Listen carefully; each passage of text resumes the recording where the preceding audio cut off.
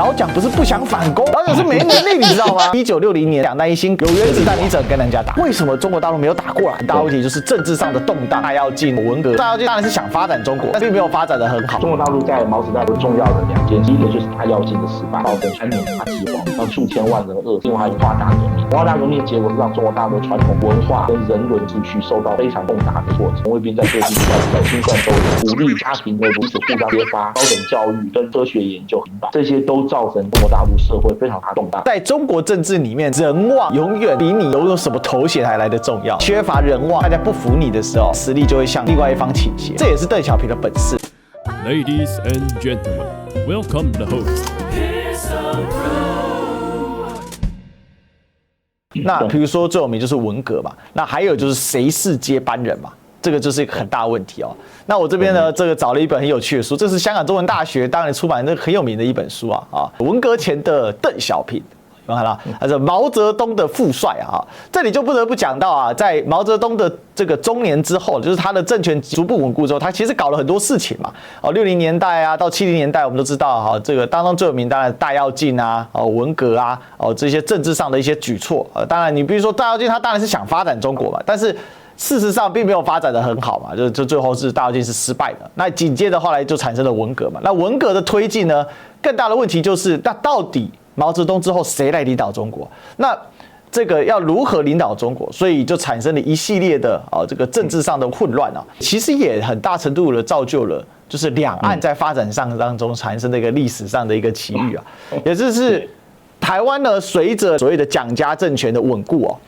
逐步的，还有一个就是对于反攻大陆的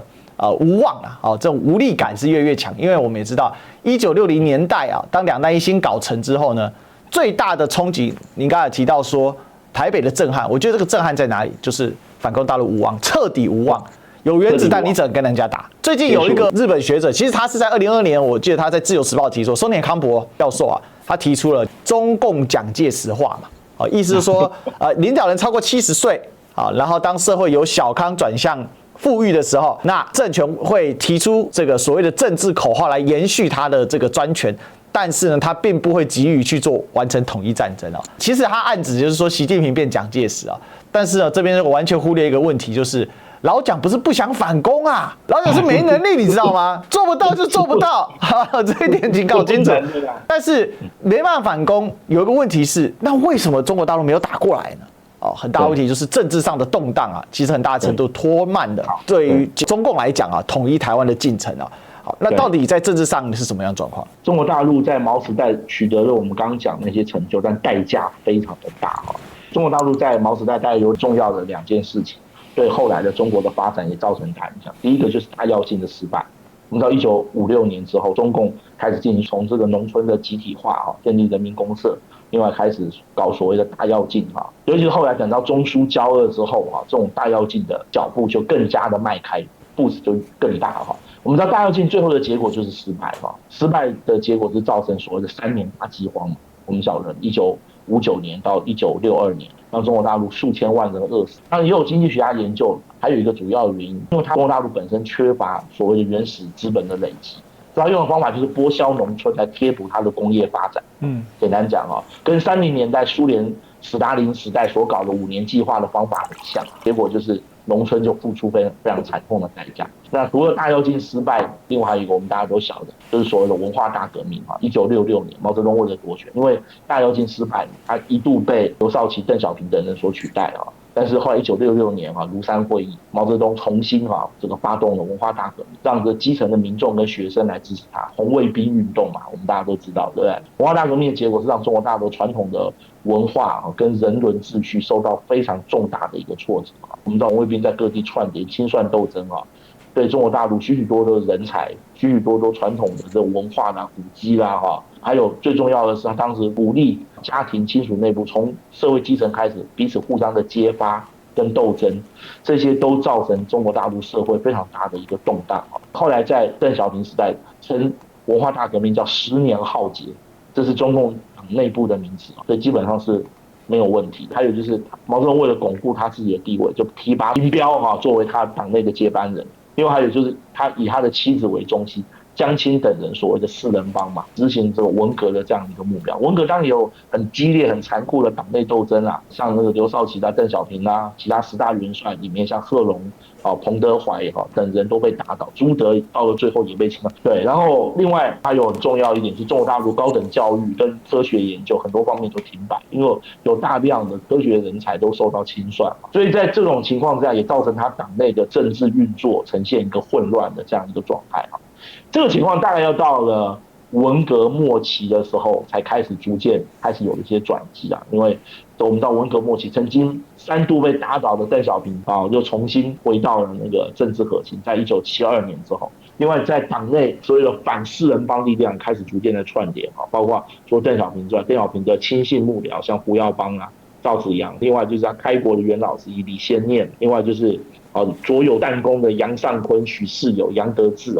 另外还有今天这个习近平主席的父亲习仲勋另外还有很重要就是10大元帅当中的叶剑英，叶剑英是唯一一个10大元帅当中没有被受到太严重冲击的这个广东客家人。另外后来因为他在那个广东地区有非常根深蒂固的势力这很重要的一个原因。后来他的儿子这个叶选平也长期在广东担任省长跟省委书记，在改革开放之后，简单说，我们只是念比较重要的，就是说反四人帮后来支持邓小平这个重新掌握大权，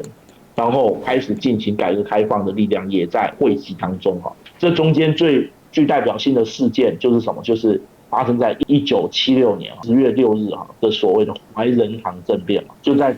邓小平叶剑英等人的彼此通力合作之下，一举就将江青四人帮等人逮捕。四人帮在受到审判的这个相关影片，其实在那个台湾的油管上面都找得到。我告诉各位，江青在受审判的时候，大部分都是俯首认罪，然后都不再讲话。我有江青这个女人真是厉害叫做横眉冷对千夫指。而且江青在受审上一口咬定他还举出有证人证物等等